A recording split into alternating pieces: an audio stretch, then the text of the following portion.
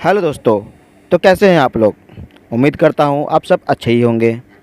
दोस्तों, यह कहानी एक भूतिया की कहानी है जो कि बहुत ही डरावनी है। यह कहानी मेरे एक सब्सक्राइबर ने मुझे कमेंट किया है। आप इस कहानी को पूरा ध्यान से सुनिएगा। यह कहानी बहुत ही डरावनी है।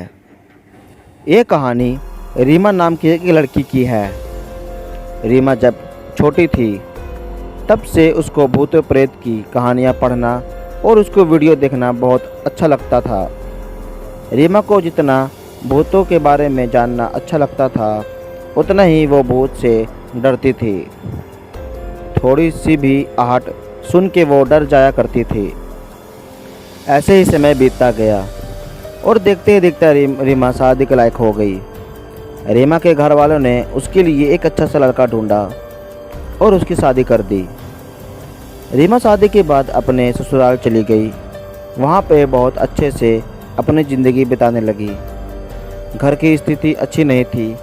पैसों की कमी के कारण रीमा की पति उसे गांव में ही छोड़कर दूसरे शहर कमाने के लिए चला गया ताकि कुछ आमदनी हो सके और घर की स्थिति भी सही हो सके। रीमा के पति का नाम संतोष था। संतोष वहाँ काम करने लगा और शहर से पैसे भेजने लगा। जब स्थिति सामान्य हुई तो एक दिन रीमा ने संतोष को कहा, मुझे भी शहर घूमना है, मुझे अपने पास ले चलो। संतोष ने अपने घर वालों से बात की। सब ने हाँ बोल दिया।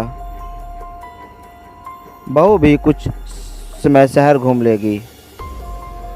फिर संतोष अपने ऑफिस से छुट्टी लेके गांव आ गया रीमा को अपने साथ ले जाने के लिए। शहर पहुंचने के बाद वो लोग एक किराए के मकान में रहने लगे। वहाँ पे और भी किराएदार रहते थे।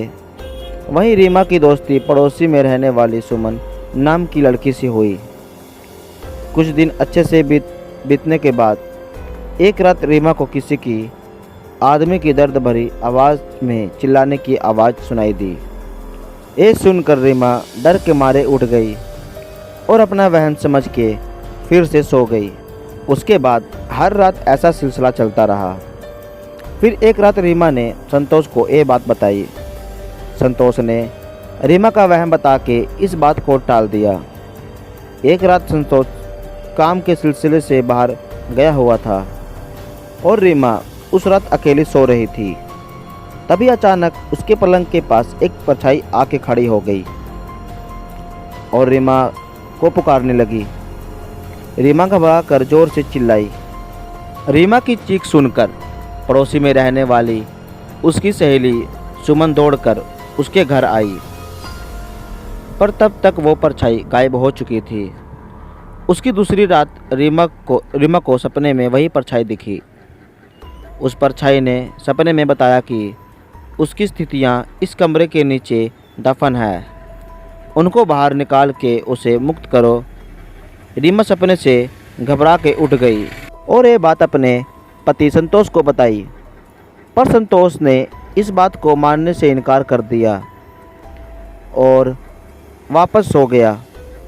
दूसरे दिन जब संतोष अपने काम पे गया तब रीमा ने उस कमरे की खुदाई करना चालू कर दिया, पर उसे वहाँ पे एक बॉक्स मिला।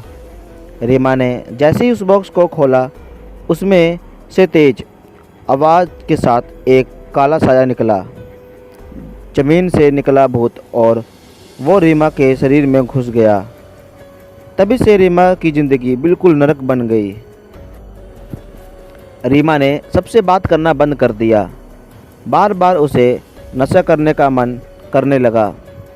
कितना भी खाना खा ले वो उसका पेट नहीं भरता। ये सब देखकर संतोष परेशान होने लगा। जब रीमा ने खुद को मारने की भी कोशिश की तब संतोष अपनी नौकरी छोड़ के उसे अपने गांव ले गया। वहाँ पे भी रीमा ने वही हरकतें चालू रखी। रीमा के सास ससुर को भी इस बात का अंदाज़ा हो गया था कि वो किसी भूत प्रेत के वश में है। इसलिए उन्होंने रीमा को दरगाह पे ले गया।